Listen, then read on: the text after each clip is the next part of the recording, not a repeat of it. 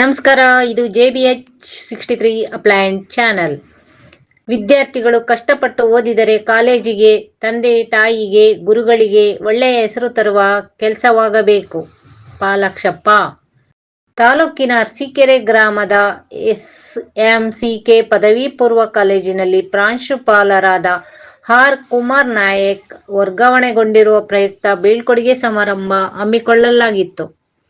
ಪದವಿ ಪೂರ್ವ ಕಾಲೇಜಿನ ಬಳ್ಳಾರಿ, ವಿಜಯನಗರ ಉಪನಿರ್ದೇಶಕರಾದ ಪಾಲಾಕ್ಷಪ್ಪ ಸನ್ಮಾನ ಸ್ವೀಕರಿಸಿ ಮಾತನಾಡಿ, ವಿದ್ಯಾರ್ಥಿಗಳು ಕಷ್ಟಪಟ್ಟು ಚೆನ್ನಾಗಿ ಓದಿ ಈ ಕಾಲೇಜಿಗೆ 100% ಫಲಿತಾಂಶ ತಂದರೆ ನಿಮ್ಮ ತಂದೆ ತಾಯಿ, ಗುರುಗಳಿಗೆ, ಪ್ರಾಂಶುಪಾಲರಿಗೆ ಹಾಗೂ ಕಾಲೇಜಿಗೆ ಕೊಡುಗೆ ನೀಡಿದಂತಾಗುತ್ತದೆ ಎಂದು ಹೇಳಿದರು.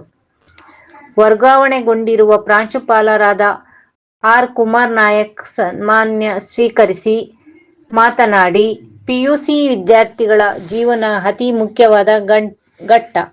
ಈ ಘಟ್ಟದಲ್ಲಿ ನಿಮ್ಮ ಫಲಿತಾಂಶ ಬಹು ಮುಖ್ಯವಾದುದು. ಇಲ್ಲಿ ಓದಿ ಮುಂದಿನ ವಿದ್ಯಾಭ್ಯಾಸ ಮಾಡಿದರೆ ನೀವು ನಿಮ್ಮ ಒಳ್ಳೆಯ ಭವಿಷ್ಯವನ್ನು ರೂಪಿಸಿಕೊಳ್ಳಬಹುದು ಎಂದು ಹೇಳಿದರು.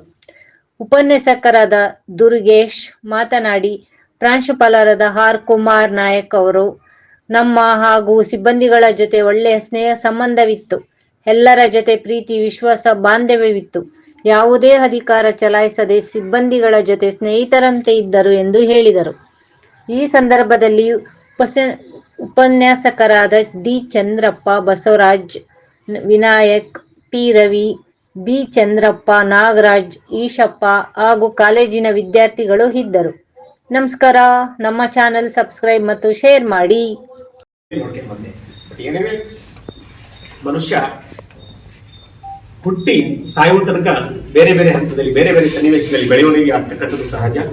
ನದಿ ಒಂದ್ ಕಡೆ ಹುಟ್ಟಿದ್ರೆ ಮತ್ತೊಂದ್ ಕಡೆ ಹರಿತಾ ಇರುತ್ತೆ, ಯಾರಿಗೋ ಒಂದ್ ಕಡೆ ಅನುಕೂಲ ಆಗ್ತಿರುತ್ತೆ, ಅದು ಸಹಜ ಪ್ರಕ್ರಿಯೆ. ಮನುಷ್ಯನ ಜೀವನ ಒಂದು ರೀತಿ ವಾಲಿಬಾಲ್, ಫುಟ್ಬಾಲ್ ಇದ್ದಂಗೆ. ಆರಂಭದಲ್ಲಿ ತನ್ನ ತಾಯಿ ಗರ್ಭದಲ್ಲಿ ಇರ್ತಾನೆ.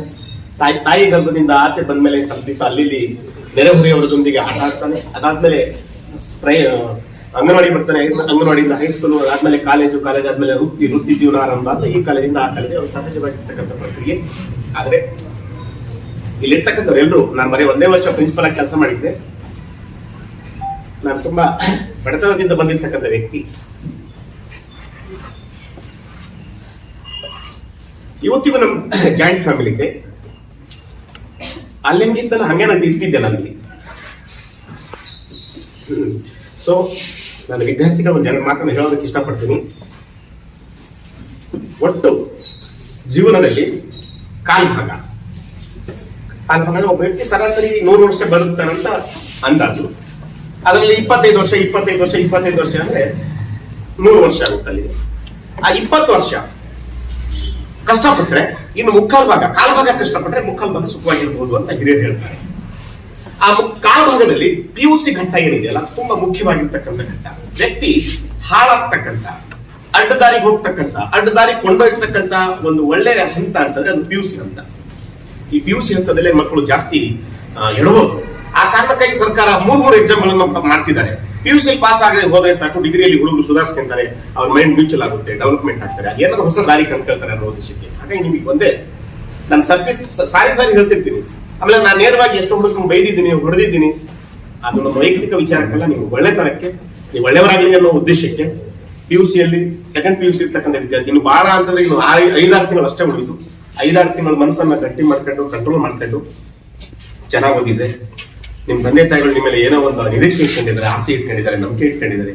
ಆ ತಂದೆ ತಾಯಿಗಳ ಆಸೆ, ನಿರೀಕ್ಷೆಯನ್ನ ನೀವು ಖುಷಿ ಮಾಡಬಾರ್ದು, ಅದನ್ನ ನಿಭಾಯಿಸ್ತಕ್ಕಂಥದನ್ನ ಮಾಡ್ತಿರ್ಬೇಕು. ಜೊತೆಗೆ ನಿಮ್ಮದೇ ಆದಂತಹ ಒಂದು ಜೀವನವನ್ನು ಕಟ್ಕೋಬೇಕಂತಂದ್ರೆ ನೀವು ಕಷ್ಟಪಡ್ಬೇಕಾಗುತ್ತೆ.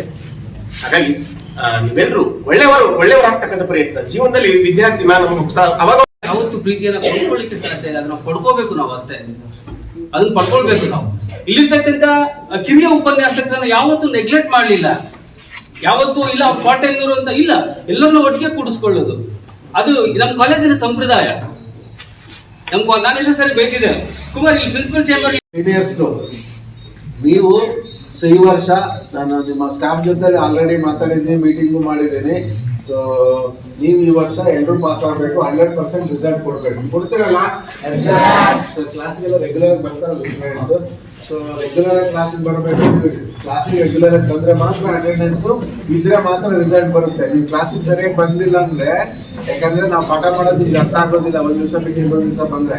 ಸೊ ಹಾಗಾಗಿ ಕ್ಲಾಸಿಗೆ ರೆಗ್ಯುಲರ್ ಆಗಿ ಬನ್ನಿ. ಸೊ ಒಳ್ಳೆ ರಿಸಲ್ಟ್ ಕೊಡ್ಬೇಕು. ಸೊ ನೀವು ಒಳ್ಳೆ ರಿಸಲ್ಟ್ ಕೊಟ್ರೆ ಮಾತ್ರ ನಿಮ್ಮ ಏನ್ ಇದರಿಂದ ಪ್ರಿನ್ಸಿಪಾಲ್ ಟ್ರಾನ್ಸ್ಫರ್ ಆಗುತ್ತೆ ಅದೊಂದು ಗಿಫ್ಟ್ ಆಗುತ್ತೆ, ಇಲ್ಲಾಂದ್ರೆ ಅವ್ರಿಗೆ ಬೇಜಾರಾಗ್ಬಿಡುತ್ತೆ. ಸೊ ನಾನು ಬಿಟ್ಟು ಹೋದ್ಮೇಲೆ ರಿಸಲ್ಟ್ ಕಡಿಮೆ ಬಂತು ಅಂತ ನೀವು 100% ಕೊಟ್ರೆ ಅದೊಂದು ಗ್ರೇಟ್ ಗಿಫ್ಟ್ ಅವ್ರಿಗೆ. ಆಮೇಲೆ ಇಲ್ಲಿರ್ತಕ್ಕಂಥ ಲೆಕ್ಚರರ್ಸ್ಗೂ ನೀವು ರೆಸ್ಪೆಕ್ಟ್ ಕೊಟ್ಟಂಗೆ. ಇಲ್ಲ ಅಂತಂದ್ರೆ ನೀವು ರಿಸಲ್ಟ್ ಚೆನ್ನಾಗಿ ಕೊಟ್ಟಿಲ್ಲ ಅಂದ್ರೆ ಅವ್ರಿಗೆ ನಾಳೆ ಸ್ಯಾಲರಿ ಹೆಲ್ಡ್ ಅಪ್ ಮಾಡಿ ಅಂತಾರೆ ಸರ್ಕಾರದಿಂದ. ಸುಮ್ಮನೆ ಸಂಬಳ ಕೊಡೋದಿಲ್ಲ, ರಿಸಲ್ಟ್ ಬಂದ್ರೆ ಮಾತ್ರ ನೆಕ್ಸ್ಟ್ ಇಯರ್ ಸಂಬಳ ಇರುತ್ತೆ. ನೀವೇನಾದ್ರೂ ಚೆನ್ನಾಗಿ ಓದ್ದಲೆ, ಯಾಕಂದ್ರೆ ನಾವು ಪಾಠ ಮಾಡೋದು ಮಾಡ್ತೀವಿ, ನೀವು ಓದ್ದಲೆ ಇದ್ರೆ ರಿಸಲ್ಟ್ ಕಡಿಮೆ ಬರುತ್ತೆ, ಅವಾಗ ಸಂಬಳ ಕಟ್ ಮಾಡಿ ಅಂತಾರೆ. ಅದಕ್ಕೆ ನೀವೇ ರೆಸ್ಪಾನ್ಸಿಬಲ್. ಅದ್ ಬೇಕಾ ನಿಮ್ಗೆ? ಬೇಡಲ್ಲ. ನಿಮ್ ಮಾಸ್ಟರ್ ಒಳ್ಳೆ ಸಂಬಳ ಬರ್ಬೇಕಲ್ವಾ? ನೀವು ಪಾಠ ಮಾಡಿದ ಲೆಕ್ಚರರ್ಸ್ಗೆ ಸರಿಯಾಗಿ ಸಂಬಳ ಬರ್ಬೇಕಂದ್ರೆ ನೀವು ಸರಿಯಾಗಿ ಓದ್ಬೇಕು. ನೀವೇನಾದ್ರೂ ಕಡಿಮೆ ಪರ್ಸೆಂಟೇಜ್ ತಗೊಂಡ್ರೆ ಅವ್ರಿಗೆ ಒಂದು ಇನ್ಕ್ರಿಮೆಂಟ್ ಕಟ್ ಮಾಡಿ, ಇಲ್ಲ ಒಂದು ತಿಂಗಳು ಸಂಬಳ ಕಟ್ ಮಾಡಿ ಅಂತೀರಿ, ಅದು ನಿಮಗೆ ವಾಪಸ್